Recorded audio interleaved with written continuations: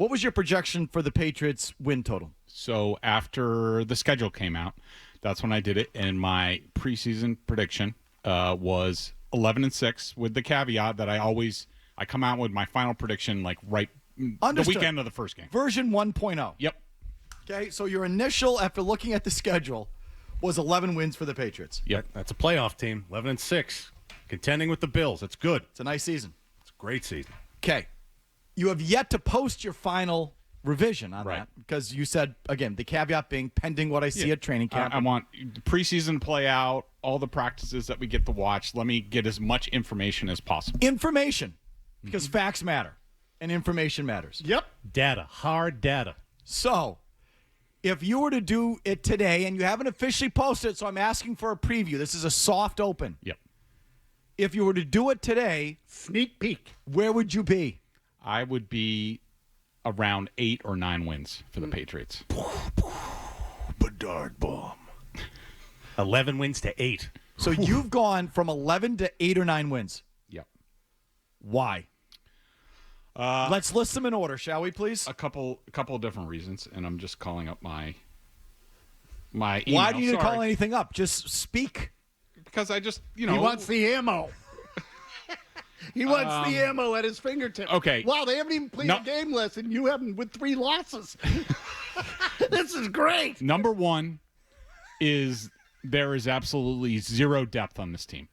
Like, if you're projecting like I did, if I'm projecting 11 wins, that is everybody important, and basically everybody needs to be in the lineup. Everybody has to be out there. They have to be out there for most, if not all, of the season, because they are just razor thin almost across the board. Other than, I'm not saying they're good at wide receiver, but you could probably approximate performance from some of their depth guys. Like, they could step in and do something. Cornerback, I would say they have decent depth. Safety, they have decent depth. Running back, I like their 3 guys. But other than that, they're completely razor thin. I mean, if the Patriots lose like Diggs or Hunter Henry or Morgan Moses or Michael Wenu or Will Campbell or, Gonzalez would probably be, a big one, even though they have decent depth there. Spillane at linebacker, he's like their only decent linebacker. Harold Landry on the edge, guys like that. They lose any of those guys for an extended period of time, they're pretty much screwed. Okay, so, again, headline, Greg Bedard, after watching training camp, assessing the team through this stage, when he revises his win prediction for the Patriots, is going down by at least a couple games. Number 1 reason, depth. Number 2 reason. Drake May. So, Drake, I think, is very talented. I think that eventually things will click for him in this offense with Josh McDaniels. I think Josh McDaniels, once we get to the season, will be able to scheme some things up, hone in on what Drake does well, what he doesn't do well, and will elevate him a little bit. But, we sort of talked about this last week, and I know some people, Gasper, didn't like my line of conversation on Drake May, but I stand by it. I mean, I wasn't taking anybody's talking points, talking about, like, is Drake May enough of a perfectionist? And some of that is my bias. Like, I like these guys who are maniacs at the quarterback position, especially. And I think, you look at it, and I think that anybody who is good in this league at quarterback goes to Super Bowls, wins Super Bowls. There's something maniacal about them. I mean, it's not just Tom Brady. I know I used Tom Brady last week, and I know that, Gasper, flinches whenever you mention Tom Brady in the same breath as anybody else. I think he and Murray spontaneously secrete, fluids, Yes. just like reflexively when you mention them. Yeah, they get aroused. But, I mean, you look at the guys. I like, didn't whether say it's- that. I just said something oozes out. There's just like a bodily reaction. I know you didn't say it. I said it. It's like they're in heat. But whether it's Patrick Mahomes or Joe Burrow or Josh Allen, Peyton Manning, like any of these top quarterbacks, to me, you have to be a perfectionist. Like every practice, every game. And like Drake, and I understand, I said this last week, he's 22. He hasn't played a lot of football. He probably develops into this. Do I think Josh Allen was, obsessed with his mechanics and things like that, his first couple years in the league? No, but he got to that point, and like every time I read about Josh Allen in the offseason, he's basically honing in on every single weakness that I've seen with him. And I'm like, holy cow, this guy, he gets it. And, Drake May, where that came from last week was I did not like his reaction to the fumble in the post game against the Commanders. He kind of just shrugs like it's no big deal. Then after the Vikings game, he comes out there and, Phil asks him about, are you too amped up? I'm not going to change. He's like, we just missed a couple plays. Like, what are you talking about? He played terrible last week. Like, he should have been, I want to see my quarterback be sort of red ass. If he didn't play well, I want him to be upset about it at least a little bit. I don't need him to be Mac Jones, but be a little irked. And so I have questions about that with Drake. I'm sorry. You write in your email, do you think his mechanics have progressed at all since he got here? I don't think so.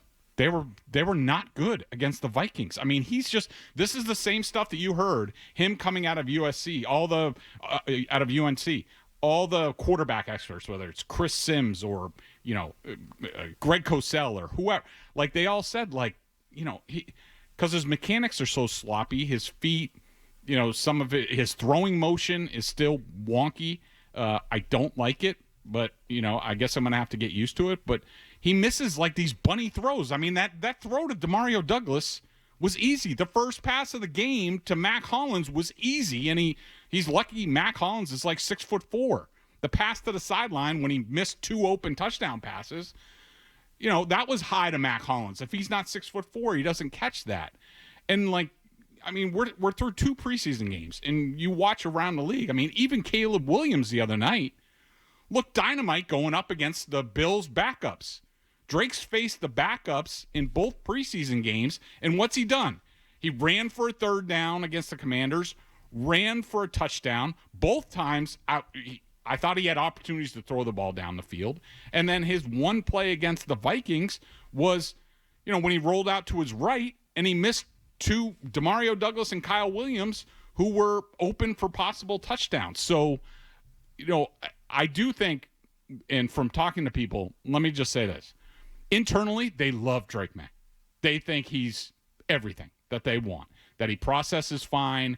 He does it at a high rate. He's doing everything they ask of him. They love him.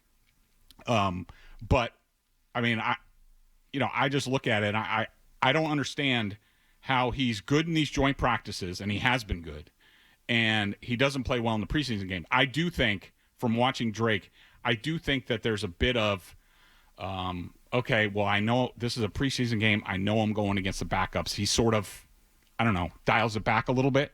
And also, like, the practice yesterday was shells. It was sort of jogged through, a little bit competitive, not really.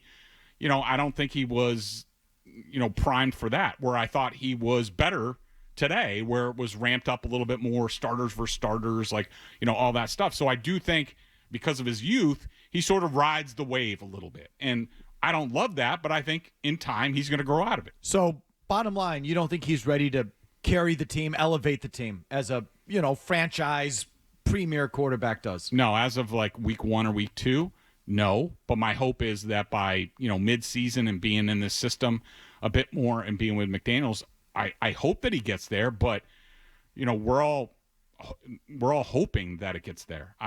I'm not ready to say that right now, so it's hard for me to project like all of a sudden he's going to go from winning 1 NFL game to winning 11. I mean, it's possible, but I would say it's unlikely at this point. How much of a variable is the fact that they have a new offense, a new coordinator, and a new head coach? Well, it's certainly a factor. I mean, Jaden Daniels gets to go in year 2 with, Drake May would be in a much better spot if, say they went with Mike Vrabel instead of Gerard Mayo, which we all knew they should have at the time. He would be in a much better spot. But I think long term, this is the best thing for him because McDaniels knows what he's doing, and Josh McDaniels is not going to fly the coop anytime soon, if at all. And so Drake's going to have that play caller, game planner relationship for a decade at least. Murray, you've been making some noises over there. Go ahead. Yeah, I mean, if I was in charge of, aggregating our videos that we put out on social media, I mean, I just take that portion of that clip and put headline, Bedard changes season prediction from 11 wins to 8, semicolon, quarterback might suck. That's what I heard. And look, we got to give him a break because he's 22 years old, and that's real young, even though Lamar Jackson won his first MVP at 22. But, hey, we got to give him time. Let's wait till November. Maybe he'll get the offense then. Oh, my God. Wow. Whew. So, and now that I think of it, because I asked Greg the question about the new coach, new coordinator, new coach, new offense, Caleb Williams has the same thing. Sure does. And he looked pretty good in the last game. Now, again, it's For like the first time. Right. For like the first time. Like he looks like he's getting better. Yeah. Okay. I I'll mean, let you finish as your far thought. as when I say for the first time, not him running around like a jackass making plays out of his ass. Right. I'm talking about like behind the line of scrimmage Staying as in a the passer, on time, on a dime, that kind of thing. I haven't seen much of that from Caleb Williams since he got to Chicago. Yes, Yeah, Greg. and one thing I would say about that is, I know from watching McDaniels in this offense over the years, he put absolutely no scheme into, what they've done on the field so far in the preseason games. Whereas, I mean, I don't know Ben Johnson, but I don't think it would be, considering what Caleb Williams has been dealing with as far as the media, it would not have surprised me if Ben Johnson didn't, mix in some scheme plays to sort of make his quarterback look good, give him confidence, where I don't think Vrabel and McDaniels are concerned with that. It's more of like, let's just get through these games and keep working. What's a bigger concern for you, the offensive line or Drake May? Boy, that's a good question. Because I asked Mazz what's a bigger concern, Drake May or the receivers. He said Drake May. I think I would agree with Matt. I think it would be Drake May, just because, look, and I understand where fans are coming from. They're excited. They think he's going to be great. They see the athletic plays. They see all of that, and I see it too. But, I'm more of a show me. Show me you're going to take care of the ball. Okay, so show me you're going to do when these I say a things. bigger problem, Drake May or the offensive line, you think about it. Mm-hmm. Yeah, I mean, I had to go through the offensive line. I mean, their center position scares me to death. Like, I think they can figure out left guard at some point. I think Will Campbell will be fine. Another guy that they absolutely love internally, that I don't think the hysteria outside comes close to matching up what they think of his actual performance. Like, for example, the joint practice against the Vikings, some of the context that was left out was that day, he had his issues both days, but especially the second day against Jonathan Grenard, they were running a lot of like second and third and longs. Like, it's something Kevin O'Connell likes to do. And so in that situation, it's going to be rough. And also, Will Campbell's blocking Jonathan Grenard probably, 100 plays over the course of 2 days. And yeah, he gave up some sacks. That's like 3 games worth of pass blocks. So, in that context, was it really that bad? I think he's going to be okay. I think they'll be able to figure it out. I mean, Drake, there's just a lot of unknown about Drake because we saw him win 1 game last year. We need to see. I need more data to be like, okay, he's the guy. Coming off of 1 win and you haven't seen the jump yet.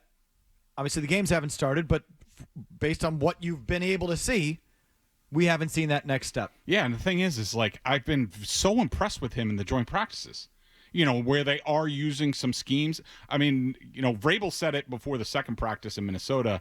I said it after the first practice. We basically said the same thing, where I said the impressive thing to me about Drake in those practices was he did not let the pressure, what was going on, the Vikings defense, some of the failures of the Patriots offense, it didn't bother him at all. He just kept going down the field, and he just seemed unflappable with what was going on around him. And that was very impressive to me, and that is a good sign that he is going to take the next step this season for this team. Okay, but to this point, the big boy is downgrading the Patriots from where he was in the offseason. Quarterback is one of the reasons. We'll get into some of the other reasons and take your calls. You want to weigh in? 617-7. I mean, I think you guys are all nuts to think that Drake May's a bigger problem than the line and the receivers. Like, I disagree with that strongly. I think those two are bigger problems than the quarterback right now. I mean, with his interceptions and fumbles last year, like, he does that again, they're done. I heard you say the other day DeMario Douglas is their number 1 receiver, or just might be their number 1 receiver going into week 1. Yeah. That's hideous. That's not. Come on, that's unfair. Hideous? Hideous. He's a good little player. He's Okay, a who good is it little. then? He's a good little player. He's your number 1 target. Well, they don't have one. Well, that's my point. That's why that's a bigger issue to me than the quarterback.